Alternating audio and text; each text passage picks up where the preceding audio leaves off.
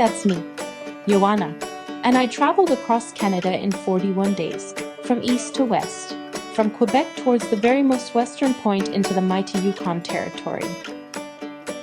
A journey through breathtaking landscapes and rough wilderness. Would I reach my destination? Would everything go well driving a 25-year-old van for 16,000 kilometers? Would I get lost? Or would I get attacked by bears? But before my actual journey began, I drove over 4,000 kilometers in 6 days across 5 Canadian provinces, each of them significantly larger than my entire home country. Germany would fit 4 times into Quebec alone. Even though I was constantly on the move, I couldn't help but notice the beauty of this country. Quebec has its diverse deep woods, thousands of lakes, and countless rivers. Ontario surprised me with my first bear sighting, lakes as big as the sea and mystical forests all around. Manitoba's wide open spaces and bright yellow canola fields seemed endless. And Saskatchewan. The glowing canola fields continued here. Beyond agriculture, I was surprised by how much water there was, including salt lakes that I saw for the first time in my life. Alberta brought cowboys and its famous national parks, which I hope to explore on my way back. I couldn't wait to reach the real start of my journey. And then, there it was.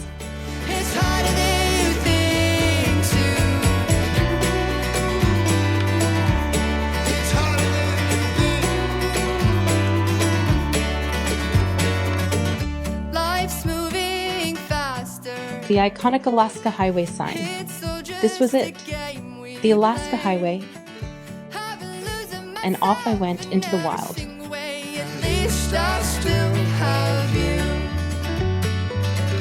I've played all my cards, and I'm all out of luck. Put my money in the jackpot, but I guess it's falling through. At least I still have you.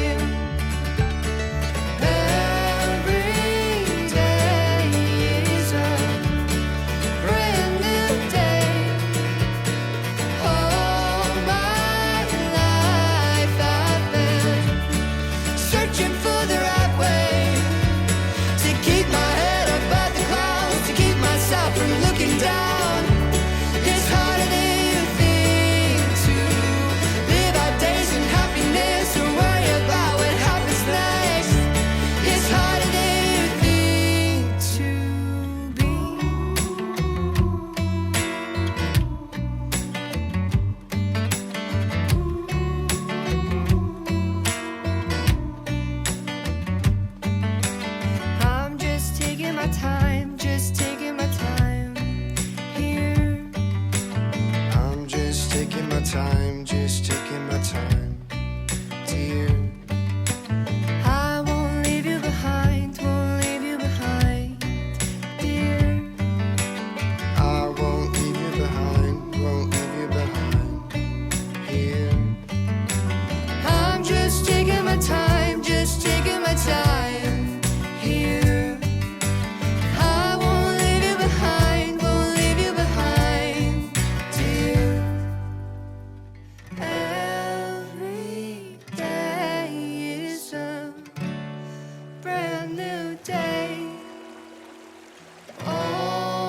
Leaving the northern Rocky Mountains, I had to stop at the famous Liard River Hot Springs. In this peaceful setting, I experienced natural hot springs for the first time. It looks like paradise, feels very calming, and gets surprisingly hot in some spots. But I wasn't prepared for the smell of rotten eggs caused by the sulfur.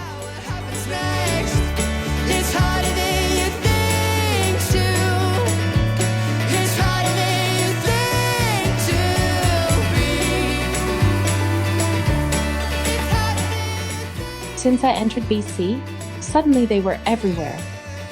6 bear sightings in a single day. Call me Wood Fairy. When it comes to wildlife encounters, I was on a lucky streak. Unfortunately, that also meant the risk of a bear encounter would dominate my life from now on, and every single step I took outside my car.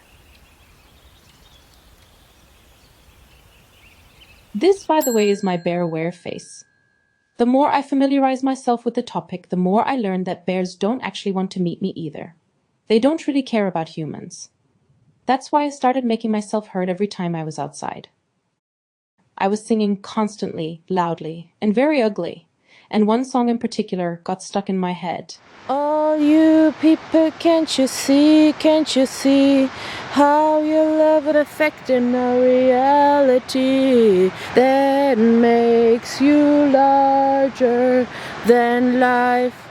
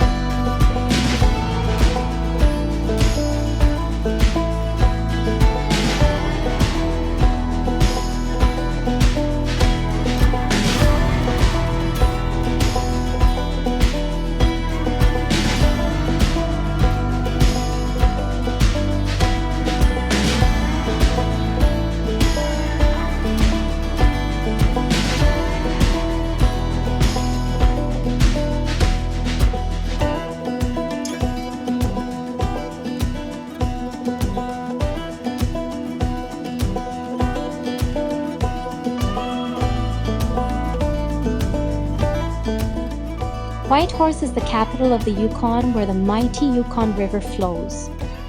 It's the perfect place for housekeeping, grocery shopping, showers, laundry, a car wash, water, and more. Whitehorse feels like the service station of the north. Wherever you're headed, north, south, west, or east, you pass through this town. That's why, even with only 30,000 residents, it feels like a vibrant city.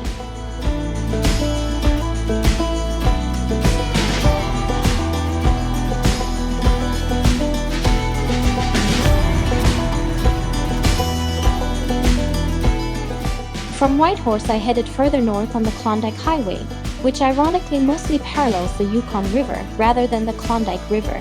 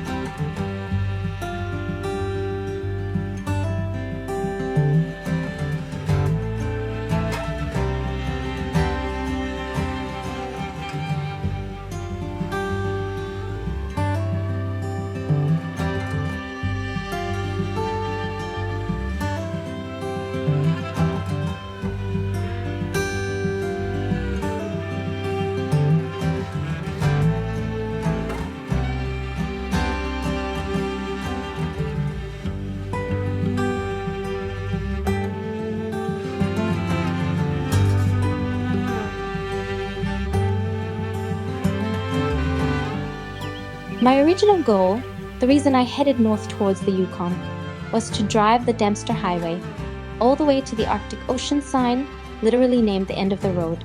But the moment my tires touched the asphalt of the world-famous Alaska Highway, I knew that plan wouldn't happen. I slowed down, and from that point on, I changed my plans almost daily. The scenery unfolding in front of me was breathtaking, almost overwhelming, and I felt an urge to take my time and process. Even before starting my journey, I knew there were many reasons not to drive the Dempster. my car would be pushed to its limits on one of Canada's longest and most remote dirt roads. Forcing it just to tick a box felt wrong. Letting go of that destination wasn't disappointing at all. I didn't choose against the Arctic Ocean, but I chose everything that was revealing itself right in front of me. The Dempster can wait for another time, with more days, a newer car, and a proper four-wheel drive. This time, other destinations had their turn, and there was no wrong choice. From here on, every direction was promising, to say the least. The destination was never the important part anyway. The landscapes, wilderness, and open wide spaces left me speechless. I didn't want to rush anymore. I wanted to stop, watch, and truly take it all in. And my next stop would at least give me a small sneak peek of the highway of my dreams. So I drove straight on it. Direction Tombstone Territorial Park. Within the first 5 minutes on the Dempster, I got a rock chip on my windshield, Rudy almost lost his head, and I heard the wooden storage boards cracking in the back of my van. We had made the right decision. But to explore the Tombstone Park, I would at least have to drive the first 200 kilometers of the Dempster. And by the way, did I ever introduce Rudy?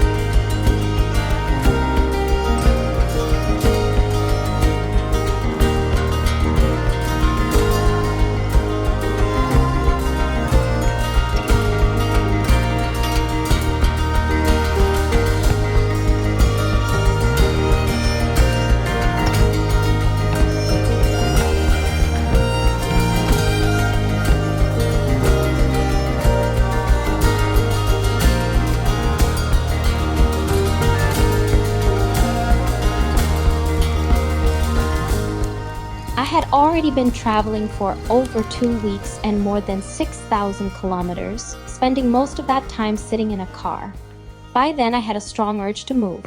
When I learned that Tombstone Territorial Park offered guided hikes, it felt like the perfect chance to explore the region in the most bear-safe way possible, walking in a group with an experienced guide. Unfortunately, the only hike available that day was far beyond my level. I wasn't in great shape either. I joined anyway. Looks like I'm the only one to blame for this. We stomped through the tundra for about an hour and a half. It was my first tundra hike, and I had no idea what I was getting into. At the base of the mountain, we pushed through bushes and wild plants until the spongy, swampy ground became firmer and the vegetation grew lower. I was already exhausted, and the real climb hadn't even started. There was no trail, just uneven ground and open wilderness. I moved a few steps, paused, moved again, paused. The distance between me and the group kept growing. I knew I couldn't keep up. Eventually, their silhouettes disappeared on the horizon. My knees were shaky. I stumbled. I had the feeling the air didn't reach my lungs and my head was throbbing. I couldn't turn back alone. The valley below was thick with bushes and berry fields, exactly where bears like to roam. Waiting wasn't an option either, as the group might return a different way. There I was, alone, exhausted, at the limit of my physical strength, right in bear country.